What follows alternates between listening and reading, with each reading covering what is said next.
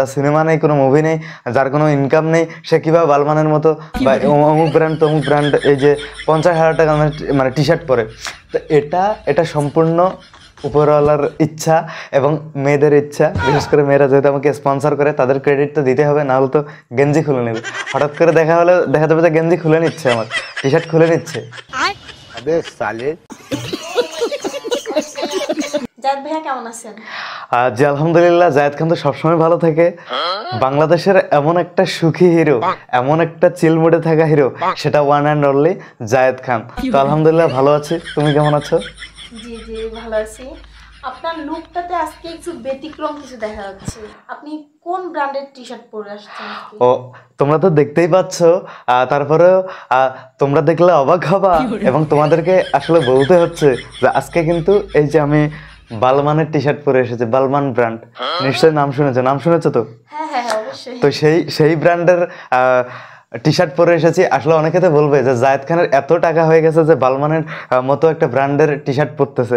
তো আসলে নিজেকে পরিবর্তন করার সময় এটাই, নিজেকে উন্নতির দিকে ধাবিত করার সময় কিন্তু এটাই।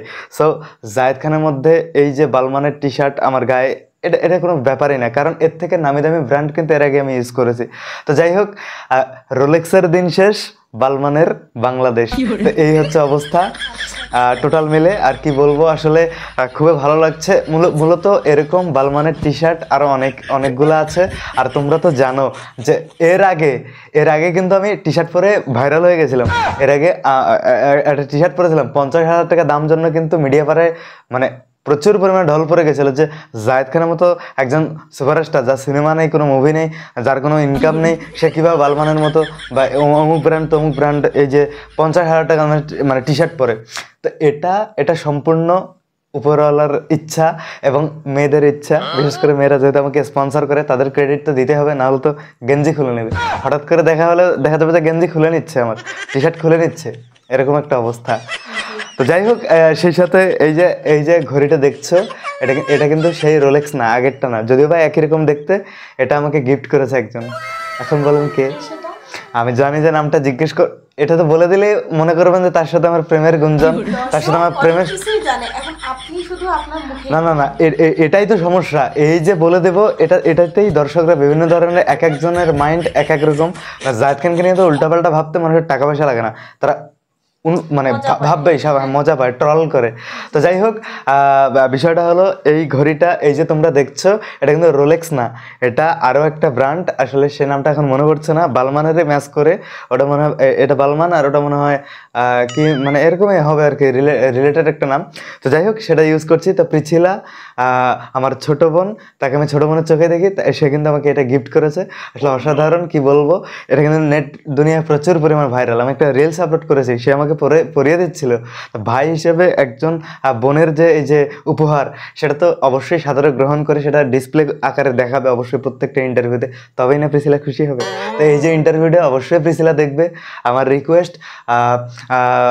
অবশ্যই ভিডিওটা সবাই শেয়ার করবে, এটাই।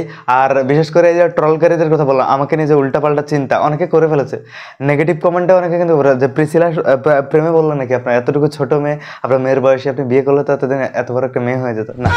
আসলে প্রেমের এ ধরনের করে কিছু একটা কথা বলতে হয়, এখন আমার অনেক ট্রলকারী তো বলবে যে জায়েদ খানকে যেহেতু প্রিছিলা এই ঘড়িটা গিফট করেছে, সেহেতু প্রিছিলার প্রেমে বললেন জায়েদ খান, এরকম থাম্বনেল দিয়ে শিরোনাম হবে। কিন্তু না, শিরোনাম হতে চাই না, বারবার ক্লিয়ার করছি, আমার ছোট বোনের মতো। আর আমার ট্রলকারী যারা রয়েছেন, তাদেরকে এর আগে আমি সোহরাওয়ার্দী উদ্যানে গিয়ে গরু জবাই করে খাওয়াতে চাইছি, তো এবার উল্টো, তার ব্যতিক্রম, তাদেরকে অভিশাপ দিচ্ছি। আমাকে যারা ট্রল করে আমাকে নিয়ে, তারা তো রাসেল ভাইবারের কামড়ে মরবে। রাসেল ভাইবারের নাম শুনছেন না? সেই সাপটা কিন্তু প্রচুর পরিমাণে ভাইরাল, আপনার নেটে সাথে। আসলে কি বলবো, কিচ্ছু করে, এত ট্রল কিভাবে একটা মানুষ কিভাবে নিতে পারে, মানে আমাকে নিয়ে এত গুঞ্জন খাওয়ানোর। আমি তো বলেছি যে সোহরাওয়ার্দী উদ্যানে একদিন আসেন, গরু জবাই করে আপনাকে খাবো, যেহেতু আপনার খেয়ে দিয়ে কাজ নেই, শুধু জায়েদ খানের পিছনে খোঁচা মারে থাকেন। জায়েদ খান কি এমন করেছে যে আপনার মানে কি এমন আপনার পাকা ধানে মই দিয়েছে যে আপনি তার পেছনে লেগে থাকবেন, আপনার খেয়ে দিয়ে কাজ নেই আর। তো যাই হোক, তাদের উদ্দেশ্যে একটা কথা বলো, আমার ট্রলকারীরা যেন রাসেলস ভাইপারের কামড়ে মরে যায়, ঠিক আছে? এরপর আর কেমনে ট্রল করে আমি এটাই দেখবেন যে ওরা ঠোকরে মরে যাবে, মানে বিভিন্ন ধরনের হাসপাতালে ভর্তি, এই ধরনের। আর যদিও জায়েদ খান হয়ে আমি আজ অব্দি কিন্তু কারো অমঙ্গল কামনা করি। তো যাই হোক, বিষয়টা হলো এই, বালমানের গেঞ্জি পরে আজকে ইন্টারভিউ দিচ্ছি, খুবই ভালো লাগছে। আসলে কি বলবো, মানে নিজেকে একটু দামি দামি মনে হচ্ছে, যদিও বা আমি লো বাজেটের জায়েদ খান। আর তোমরা তো দেখেছো যে লন্ডনে পৌঁছা মাত্রই কিন্তু বালমানের টি শার্টটা পরেই কিন্তু কনসার্টে ওঠার জন্য আমি নিজেকে প্রিপেয়ার করছিলাম, প্রস্তুতি নিচ্ছিলাম। তো মেয়েরা আমাকে দেখবে, এত সুন্দর একটা ব্র্যান্ডের টি শার্ট যদি আমি পরে না উঠি, তাহলে আমি কিসের জায়েদ খান? বাংলাদেশ থেকে এত বড় সুপারস্টার আপনারা কিন্তু দেখেছেন। আসলে এতদিন তো বলেছে তোমরা শুনলে অবাক হবে, এখন আপনারা শুনলে অবাক হবেন। এবং আপনাদেরকে এটা বলতে হচ্ছে যে এই টি শার্টের জন্যই কিন্তু আমার সাথে সবাই সেলফি তুলতে আগ্রহী।